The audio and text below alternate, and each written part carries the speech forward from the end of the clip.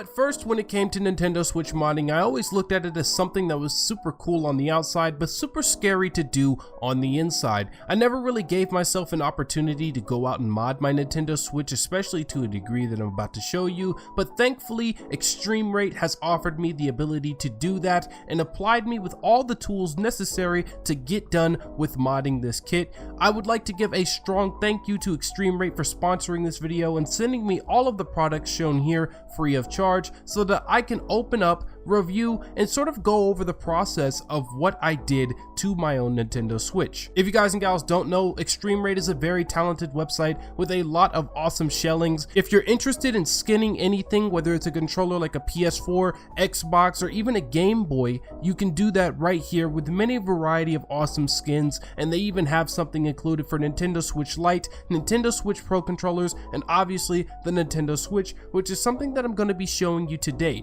They have a lot of awesome options, and they've even applied the LEDs to the controllers that you can go in and manually install yourself, which is also something I'm going to be showing off here because that's what they specifically sent me this package, and it's what it's all about. If you're interested in eXtremeRate and you want to learn more about the whole concept, I'll put all of the links in the description and in the comments down below, linking to their UK, their US, and their main page so that you can check out the website and learn more for yourself. But with that out the way, let's talk about the experience. So first I got the unboxing of the eXtremeRate box. I got many different boxes involved because I had an LED kit and I also had what was called the original shell for the Joy-Con and for the Nintendo Switch as well, and that was a very big experience. You know, I unboxed it, there was a lot of presentation there. They surely did a good job at making sure that everything was confined to a similar space, that everything was easy to pick out and noticeable. You know, I liked how it was a very simplistic unboxing with just your casual logoed brown box, but everything was there and presented well. No loose screws,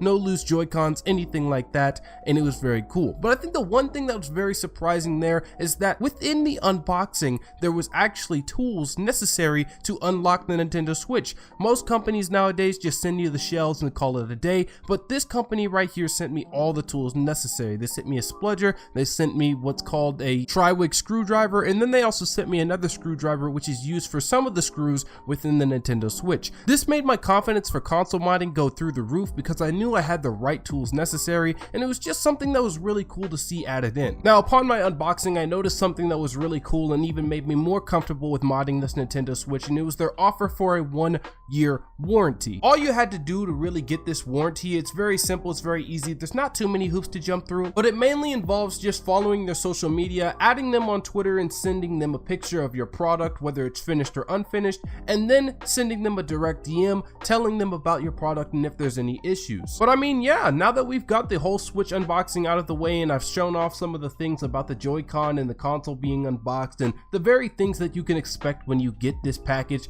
I wanted to go over how I felt when it came to modding the actual Nintendo Switch. Now, as you should all know, I'm going to notify you right here, Nintendo Switch modding is something that is not easy. The Nintendo Switch Joy-Cons are very difficult to involve yourself with when it comes to modding. They have a lot of smaller screws in them, a lot of small pieces that could go flying everywhere else, and it's in general just a very frustrating thing if you're also a very impatient person. So if you want to mod the Nintendo Switch, I would suggest going out, watching a lot of videos, maybe practicing on old Switch controllers that may have defects that make it not work, and cracking it open just to make sure that you know what's in the Switch and that you're capable of it. I went in the first time, I tried my best to get this Switch open. Of course, I had a couple of errors, and it was just something that was really frustrating to me. eXtremeRate made it really easy by opening the door, but of course I had to put a lot of the work in to make sure that I could step through that door and apply the modifications to the Switch. Now when it came to eXtremeRate's modifications themselves, I really had a nice time applying everything. You know, it wasn't too hard. They had a recent video that they had dropped talking about it. You know, they showed off without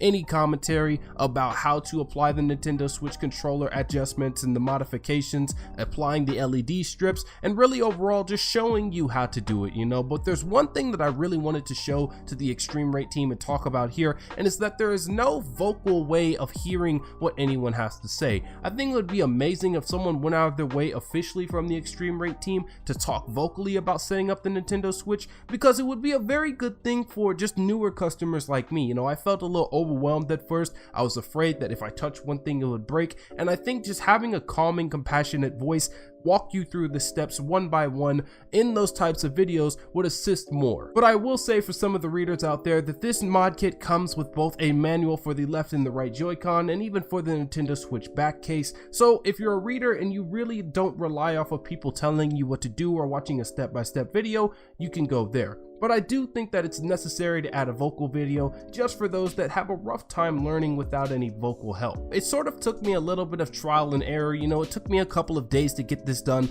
Obviously it's going to be different from person to person because not everybody mods the Nintendo Switch in the same way. Some people choose different avenues, some people choose a very flexible way, some people get frustrated and get stuck on putting a ribbon cable inside of a slot.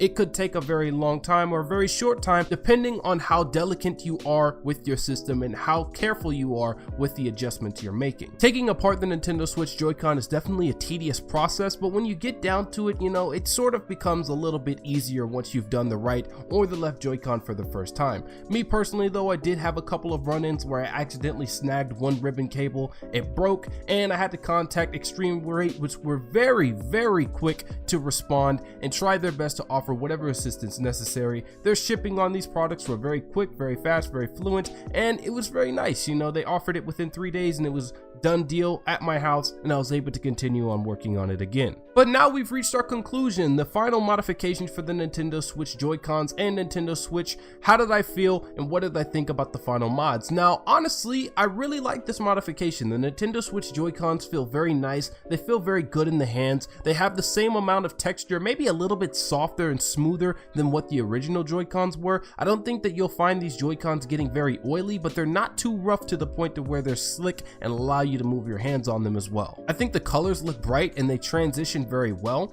The Nintendo Switch Joy-Con actually has the ability to change whatever colors you want. You know, you've got a few of your basic simple colors like blue, light blue, maybe even a dark blue on there as well with red and pink, and then you have the ability to change it to a hue that sort of moves up and down and fades slowly and softly into different colors. And then you also have a party light option if you're one of those people that really like flashing lights and you like seeing that on your Nintendo Switch. It's there and it's available for you as well. I did notice that there were a couple of hitches when it came to my right Joy-Con specifically. It didn't happen to my left, but I guess I was being a little bit too rough with the install. That's my fault. Sometimes you get impatient, sometimes you get a little rough with the system in order to get certain screws in, and I noticed that I hitched off a little bit of the paint for the right Joy-Con. Now this could be completely my fault, you know, I was doing a lot of rough things with the Joy-Con myself. I'll take the blame for that, and I don't think that this is extremely on eXtremeRate's fault there.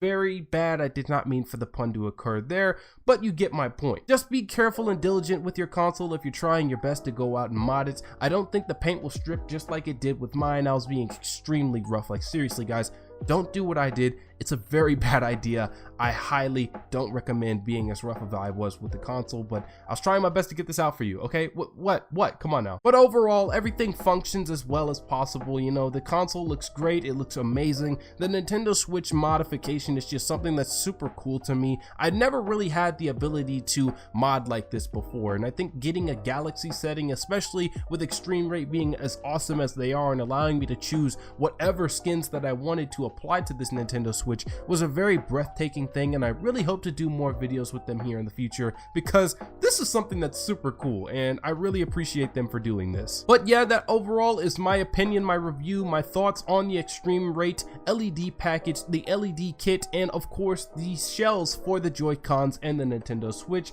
I would say that you should buy this product if you're very envious about getting inside your console. You know, you could take this as a time to really review and see what's going on inside your Nintendo Switch, and if you're a tech head that's somewhat like me, you'll really see the insides of these controllers and see what makes them work as you go along and add your own modifications. But what do you guys and gals think about the eXtremeRate glowing controllers? Do you think that they're good? Do you think that they're bad? Will you be purchasing some yourself on this Christmas day? I would like to hear what you guys and gals think down in the comments below. But thank you guys and gals for watching, and peace out.